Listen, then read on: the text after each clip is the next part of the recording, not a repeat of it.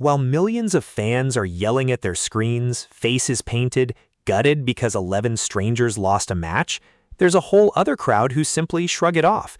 And according to neuroscience, their brains may genuinely be built a little differently. Keep reading because this could completely change how you view the sports fanatics around you. Here's the part nobody mentions. Being indifferent to sports doesn't make you dull. It doesn't mean you're missing passion, and it certainly doesn't mean something's off with you. But something genuinely interesting is going on in your brain, something quite distinct from what happens in the roughly 60% of Americans who follow sports with religious devotion. Let's begin with the obvious question. Why do so many people care this much? Humans are pack animals by nature.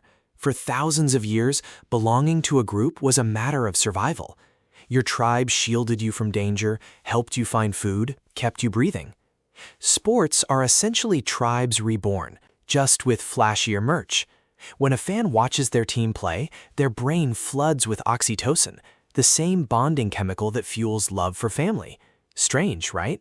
The brain essentially convinces them that these wealthy athletes are part of their inner circle. But here's where things get more interesting.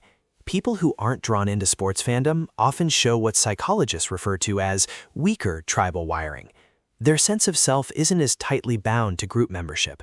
They tend to be more independent-minded, more prone to think, I don't need to attach myself to something bigger to feel whole. And there's real research backing this. A 2019 study found that people with little interest in sports displayed far less us versus them mentality. In other words, they don't instinctively resent the opposing team just because it isn't theirs. But hold on, it gets stranger still, because what unfolds in a diehard fan's brain during a match is genuinely striking. Remember that rush of anticipation before unwrapping a gift? That's dopamine surging through your system. Sports fans get that exact hit throughout a game, on every play, every possession. Non-stop tiny bursts of anticipation and payoff. It's essentially addictive by design. Brain scans reveal that watching your team compete lights up the same reward pathways triggered by gambling and other highly stimulating behaviors. And here's the twist. Uncertainty is precisely what fuels the intensity. Not knowing whether your team will pull through keeps the dopamine flowing steadily. This is intermittent reinforcement, the most powerful reward pattern psychology has identified, the very principle that makes slot machines so hard to walk away from. The underlying mechanism closely resembles other forms of behavioral addiction. Your brain doesn't really care where the dopamine comes from. It just craves more. For people who don't follow sports, that reward circuitry simply isn't switched on by watching others compete. And this could be rooted in biology.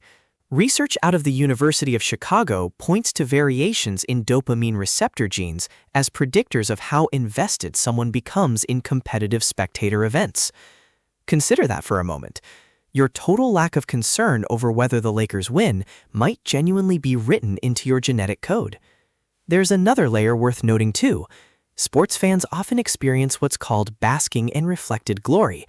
When their team wins, it's we won. When their team loses, suddenly it's they lost. Notice that shift in pronouns. People who stay detached from sports rarely engage in that kind of psychological maneuvering. Their sense of identity stays more consistent. They don't rely on outside victories to feel accomplished. Their self-worth tends to be steadier, less tethered to events completely beyond their control. Now, before anyone rushes to the comments, I'm not claiming either mindset is superior, but there are genuine psychological distinctions worth exploring here. Here's something that seems almost contradictory. Sports fans frequently score higher on certain empathy scales. They get practice caring intensely about other people's outcomes, even total strangers who happen to wear the same jersey. So why don't non-fans feel that same pull toward athletes? It comes down to how empathy gets distributed. Everyone has a finite well of deep emotional investment. People who skip sports often channel that same capacity elsewhere, towards social causes, close relationships, creative pursuits, intellectual puzzles. A 2021 study discovered that people with minimal interest in sports scored notably higher in openness to experience and appreciation for art and beauty. They're chasing the same emotional payoff, meaning, connection, something bigger than themselves, just through different channels. Their brains want the identical reward. They're simply sourcing it elsewhere. And let's be honest about one more thing. For some, skipping sports fandom is actually a form of self-protection. Maybe gym class left scars. Maybe sports culture made them feel like outsiders. Maybe they're rejecting the cutthroat competitiveness that often surrounds fandom. Or maybe they just never got why grown adults scream at a television over a ballgame. Your disinterest might carry a story behind it. Or maybe it's simply not your thing. Both are completely legitimate. But here's the piece that really explains why fans and non-fans so often talk past each other. It all comes down to where each group finds meaning. Sports fans locate meaning in narrative, the underdog rising up, the dramatic comeback, the dynasty, the rivalry. It captivates because it's unscripted, real drama with real consequences. People uninterested in sports tend to see that randomness as pointless. Their thinking runs more like, why would I pour emotion into an outcome I have zero control over, driven by people I've never met, in a game that has no bearing on my actual life? They're not wrong, but sports fans aren't wrong either. It's simply two different paths towards satisfying the universal human hunger for story and significance. One camp finds an epic tale in a championship run. The other finds it in a book, a relationship, a creative endeavor, a scientific breakthrough. Researchers describe this as parasocial investment versus direct engagement. Fans build one-directional bonds with teams and athletes.